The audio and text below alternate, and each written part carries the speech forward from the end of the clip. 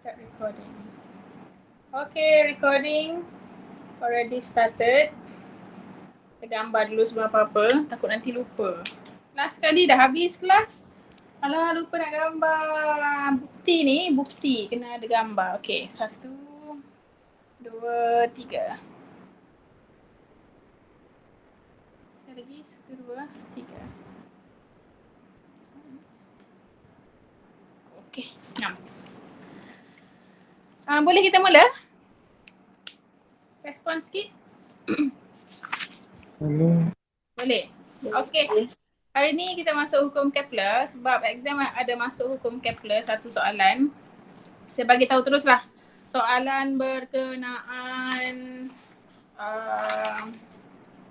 hukum Kepler tak? Soalan berkenaan ni masuk.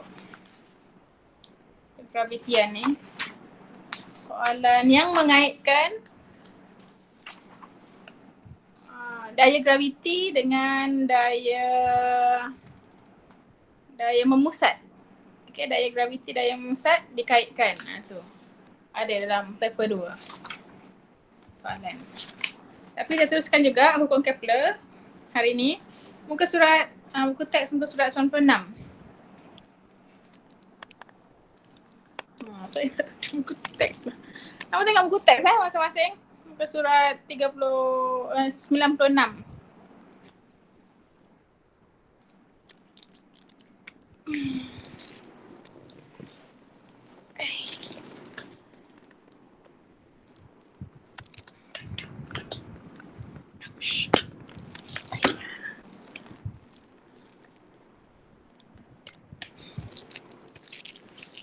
Saya nak tunjuk. Saya nak tulis supaya awak boleh tengok.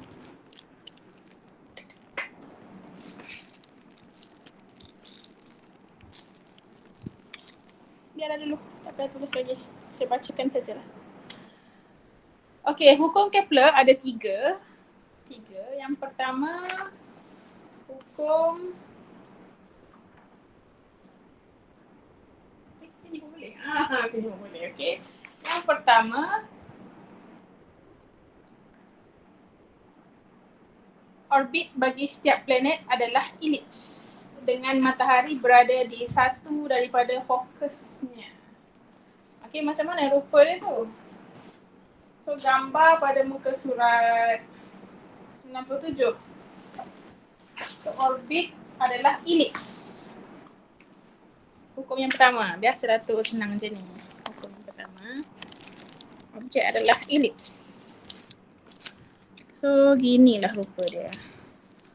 Elips. So, kalau untuk elips, dia ada 2 pusat. Satu situ, satu di sini.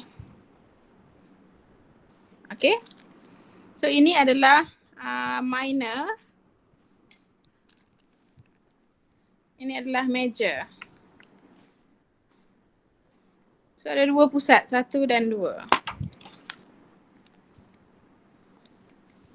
Ini elips.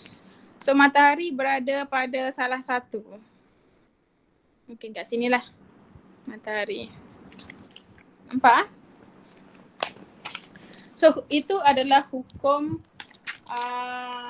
Kepler yang pertama. Kipas kuat pula, angin terbang.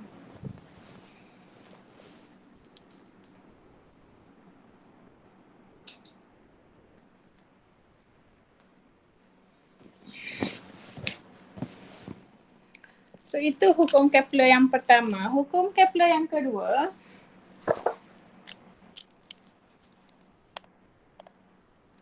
Okay, awak tengok saya tulis. Muka saya situ. Nampak ke?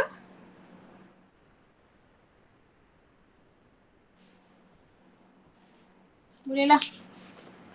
Okey, hukum yang kedua, garis yang menyambungkan planet dengan matahari akan mencakupi luas yang sama dalam selang masa yang sama apabila planet bergerak dalam orbitnya. Okey, tengok pada gambar muka surat 97. So, maksud dia macam mana? Maksud dia,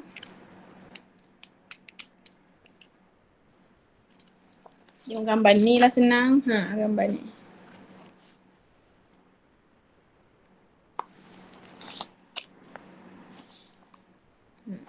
Maksudnya bila dia bergerak, ini matahari ya.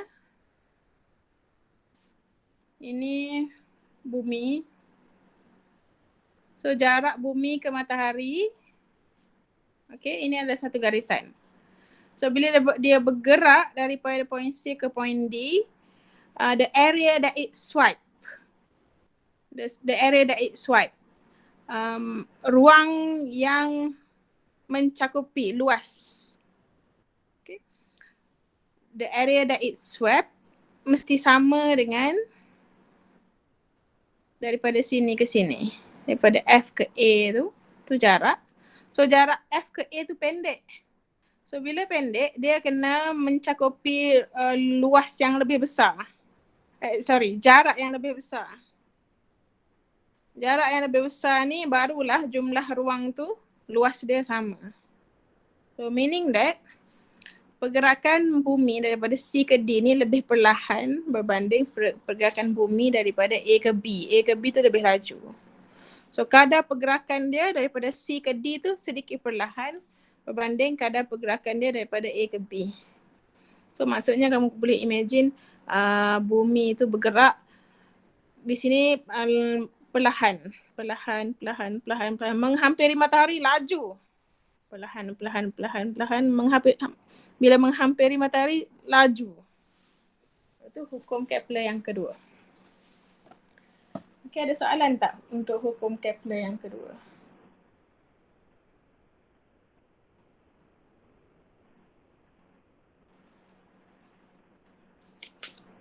Tak adalah soalan saya rasa. Hukum Kepler yang ketiga, kuasa 2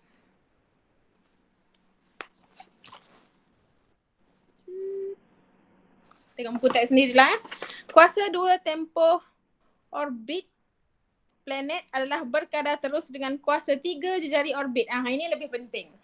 Yang ni yang saya nak kena tunjuk. Kuasa 2 tempoh orbit planet adalah berkadar terus dengan kuasa 3 jejari orbit. Yang ini yang penting. Hukum Kepler yang ketiga adalah paling penting kerana melibatkan banyak pengiraan dan soalan biasanya akan ditanyalah berkenaan hukum Kepler yang ketiga. Dia cakap kuasa 2 tempoh planet tu berpusing mengorbit bumi adalah berkadar terus dengan kuasa 3 jejari orbitnya. Gitu. Okey, ini adalah hukum Kepler yang ketiga. So hukum Kepler yang ketiga ni membawa maksud semakin jauh jarak planet tu daripada matahari, ini R. So kamu tengok ni matahari. So katakan ini Marikh, lepas tu ni Zuhal, ini bumi. Ya ke saya ni? Turutan pun salah. Okay. So bila planet yang dekat dengan matahari, pastilah jejari dia tu kecil. Okay, R dia kecil. Bila R dia kecil, masa yang diambil untuk mengorbit matahari juga kecil. Manakala planet yang lebih jauh, okay, planet yang lebih jauh macam ni, R dia lebih besar. Okay, R lebih besar. Maka masa yang diambil untuk melengkapkan kitaran mengorbit matahari adalah lebih panjang. Jadi T kuasa 2 berkadar terus dengan R kuasa 3. Semakin besar R, semakin besar jugalah T. Boleh faham? Ada soalan? Tak ada, cikgu. Gambar jelas ke? Jelas. Okey. Baik. Sama juga kalau kita ada planet yang ketiga ni. Okey, jejari dia lebih besar.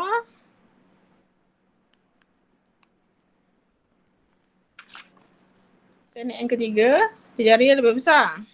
R. Okay. R besar. Maka tempoh yang diambil untuk melengkapkan kitaran dia tu, maknanya masa 1 tahun dia tu lebih besar. Okay, jadi kamu tengoklah buku teks muka surat 98. Okay, di situ ada planet yang paling dekat apa? Utarid. So Utarid hanya mengambil masa sebanyak 0.2 tahun.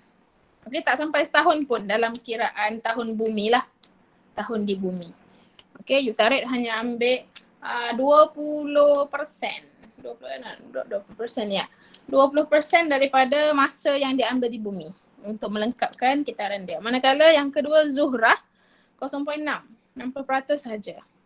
Bumi 100% lah, kita memang merujuk kepada tempoh bumi lah. Manakala planet yang seterusnya Marikh, next after bumi is Marikh. Marikh mengambil masa 1.9 tahun. Maknanya masa tu lebih panjang. Setahun bumi tak sama dengan setahun Marikh. Setahun Marikh lebih panjang. Manakala Mushtari. Mushtari setelah atas lagi daripada asteroid belt. Mushtari 11.9 tahun. Lagi besar. So maksudnya Mushtari punya arc daripada matahari lebih jauh. Berganda-ganda sebab dia melimpasi asteroid belt. Ada gap yang besar kat situ. Maka 11 tahun. Zuhal 29.5 tahun, Uranus 84 tahun, Neptune 164.8 tahun. Maksudnya Neptune ni tak sempat dengan umur manusia untuk 1 tahun. Umur kita manusia kan lebih kurang dalam 60 pun, kebanyakannya 60-80 lah umur. Okay, umur hidup. So sepanjang umur hidup seorang manusia tu secara purata, Neptune belum lagi sempat menghabiskan kitaran 1 tahun dia. Okay.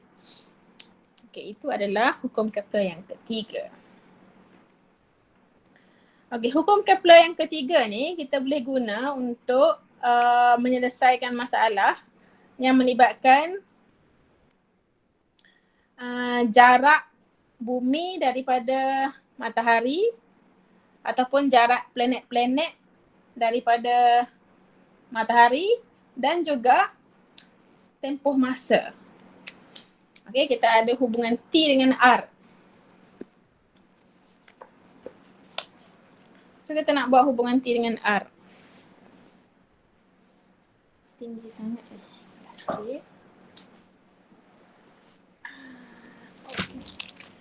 Nampak kot Kalau kamu boleh nampak lah. Sikit rendah sikit nampak. Nampak kot. Okay. Terbalik. Alah, terbalik. Sian awak. Boleh nampak ke terbalik?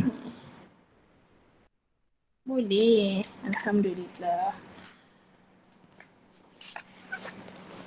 Jadi kita nak menerbitkan hubungan T kuasa 2 dengan R kuasa 3 tu. Dia bermula daripada hubungan daya memusat dan daya graviti. So daya memusat, so macam ni kita ada matahari sini. Katakan bumi sini mengorbit matahari. Okay. So bumi dengan matahari dia ada daya memusat. Okay, daya memusat yang mengikat mereka. Yang mengikat bumi terus mengelilingi matahari. Kalau tak ada daya memusat oleh matahari, daya graviti daya memusat, dia akan terbanglah keluar daripada orbit. So ada daya memusat yang mengikat bumi mengelilingi matahari. Okey, daya memusat tu daya memusat. Formulanya adalah jisim bumi darab dengan halaju linear bumi kuasa 2 per jarak bumi daripada matahari. Ingat lagi formula daya memusat? Itulah. Okey. Dan juga sama dengan daya graviti.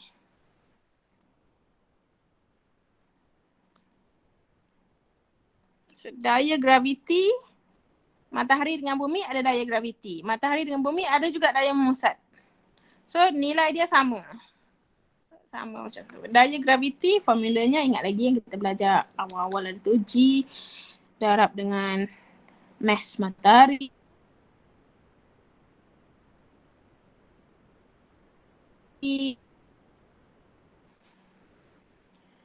Okey, dan daripada sini kita boleh potong-potong. Tadi lagi kejap. Apa dia tak dengar? Cikgu cakap apa? Daya memusat sama dengan daya graviti.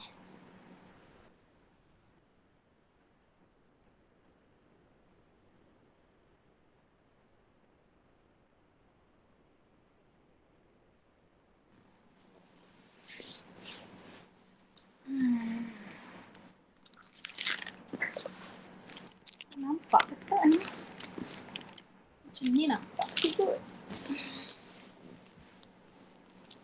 Ya Allah, susahnya PDPR.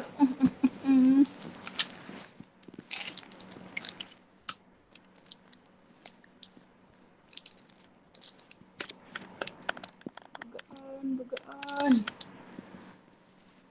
Nampak sikit lah. Macam mana saya nak menulis pula?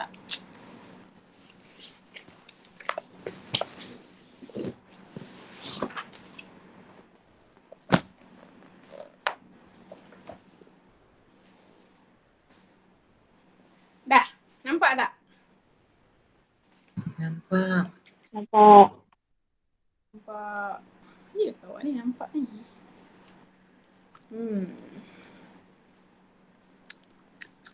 Okey, daya memusat sama dengan daya graviti.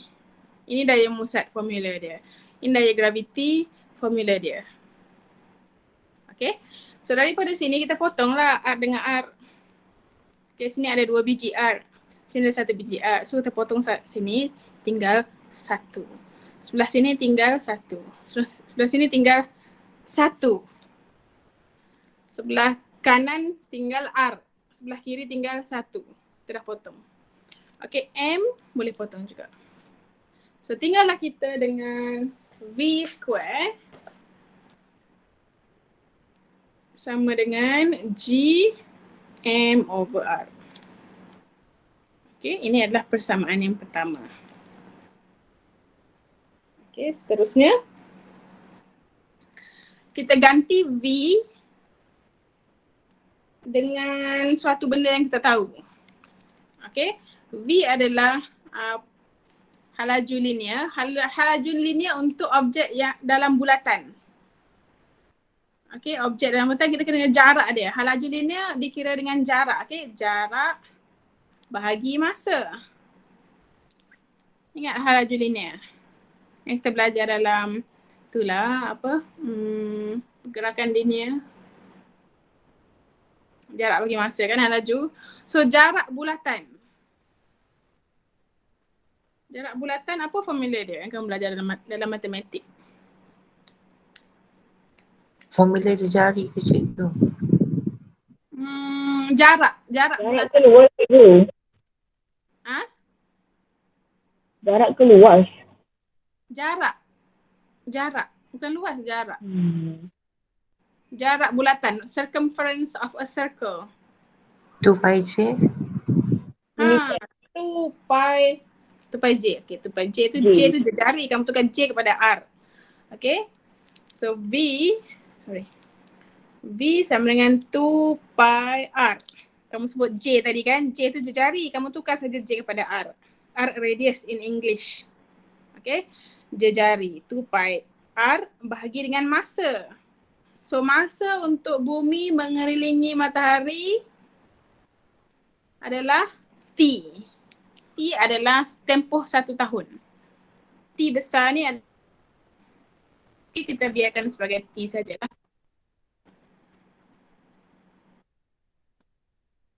Apa pula ni?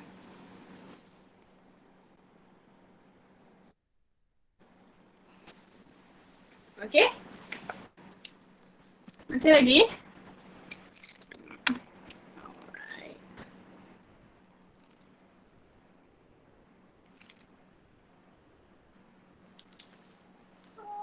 Kembali. Okey, Sorry, ada panggilan. Kabur. Ada gangguan. Kabur. Apa boleh buat? Kalau kabur, kita tukar kamera. Back camera. Oh yes. Back camera. Back camera lah. Okey sikit tak kalau back camera?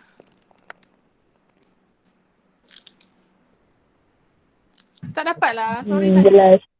Saya punya laptop masalah hari ni. Dia Boleh sangat sangat.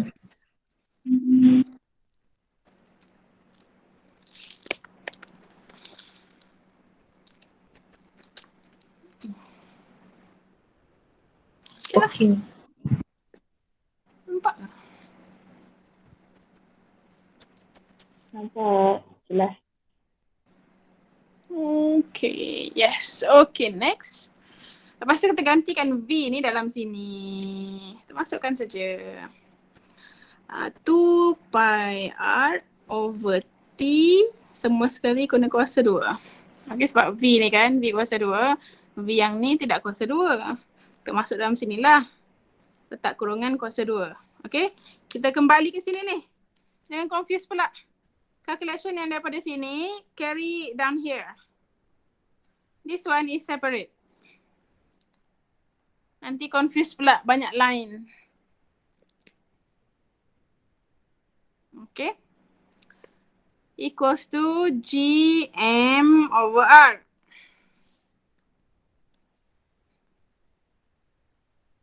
And then kita pun buka kurungan. Buka kurungan. Dia jadi 4 pi square R square over T square equals to GMR over R. Okay. R pindah sini. G pindah sini. R pindah ke kiri. G pindah ke kiri. T square pindah ke kanan. Alahai, tolonglah. Gangguan betul.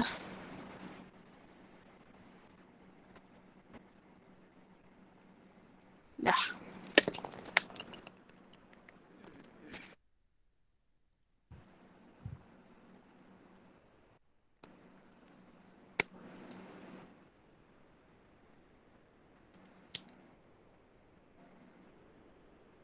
Nampak? Lepas tu, potonglah. Sorry, kita pindahkan. 4 pi square R cube. So, R sudah jadi 3. Sini ada 2.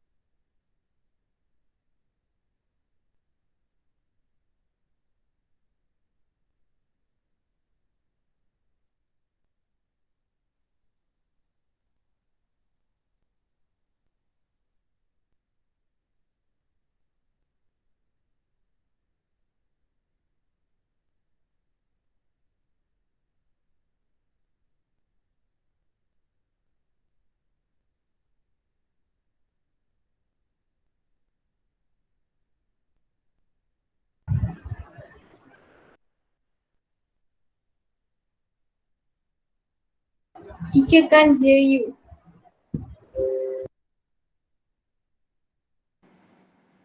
Oh, patutlah. Alright. Tak apa. So from here, 4 is a constant, pi is a constant, j is a constant, m is a constant. So all these 1, 2, 3, 4 all are constant. So kita akan dapat r cube berkadar terus dengan t square. Dan kita abaikan yang constant ni untuk meletakkan proportionality sign. Kita boleh letak proportionality sign lepas kita omit all the constant. Okay, from here, from this one, okay, from this, we get this. Okay, we omit the constant. 4 constant, pi constant, g constant, m constant. Okay, we omit all the constant, kita abaikan semua constant, and then we can get the proportionality sign. That's how we get r cube is proportional to t square. Ini adalah hukum Kepler yang ketiga. Cikgu, maksudnya formula last tu kita guna. Formula last. Kuat Yang sikit, last ni Afiq ke? tak dengar lah. Formula yang last tu ke kita guna? Yang atas tu, yang persamaan satu tak guna dah Persamaan satu. Kita teruskan dari persamaan satu. Ini persamaan satu ni lah. Ni persamaan satu. Tapi kita sudah masukkan dua. Dua ni V. V kita masukkan dalam satu. Jadilah macam ni. Dia asal yang satu. Jadi yang last satu kita tu guna persamaan 3 lah persamaan 3 je. 3 lah. Persamaan 3. Ya, betul Afiq. Okay, ada soalan lagi? Jelas tak macam mana hukum Kepler 3 ni dapat? Jelas. Okey. Seterusnya kita boleh tengok pada buku teks muka surat 100. Okey, hukum Kepler ketiga akan baca. Boleh digunakan untuk menyelesaikan masalah-masalah yang melibatkan pergerakan planet dengan mengelilingi matahari dan juga pergerakan bulan ataupun satelit mengelilingi bumi. Okey, kita rujuk pada contoh yang pertama. Semua orang tengok contoh pertama. Rajah menunjukkan planet bumi dan Marikh yang mengorbit matahari. Okey, kita ada bumi, kita ada Marikh. So bumi tempoh dia T1. Marikh tempoh dia T2. Obviously yang kita tahu daripada hukum Kepler yang kedua. Hukum Kepler yang pertama. Marikh T dia mesti lebih besar daripada bumi lah. T1. T2 lebih besar daripada T1. Sebab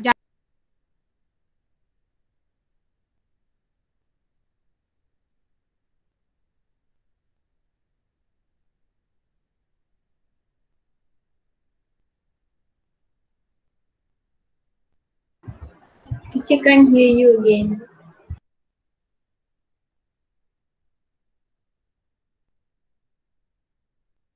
Teacher? Kamera lagi satu tertutup.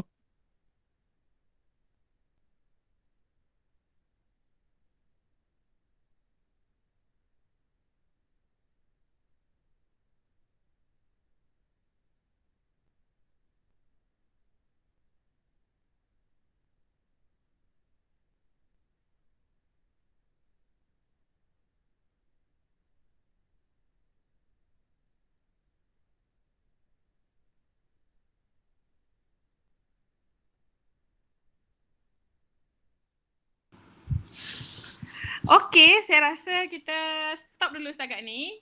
Untuk buat masa sekarang, kamu tengok contoh satu. Okey, contoh satu kamu study. Contoh dua pun kamu study juga. Okey, sebab kita dah sejam, nanti ada orang stres sejam. Kamu baca contoh satu, contoh dua. Dan kita akan sambung pada Google Meet yang akan datang untuk bincang latihan informatif 3.2. Kalau kamu rasa kamu boleh jawab dulu, kamu jawab dulu. Cikgu, Okay. cikgu. Yeah. Habis yang atas kotak pink yang kelabu tu buat apa? Kotak pink yang kelabu mana pula? Oh, ini. Ni. Yes, patut saya terangkan ni.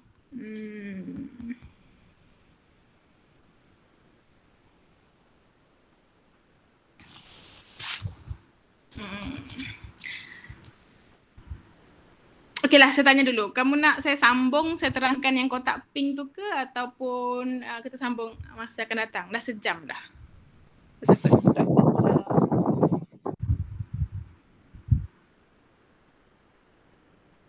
Tak kisah. Sambung akan datang lah.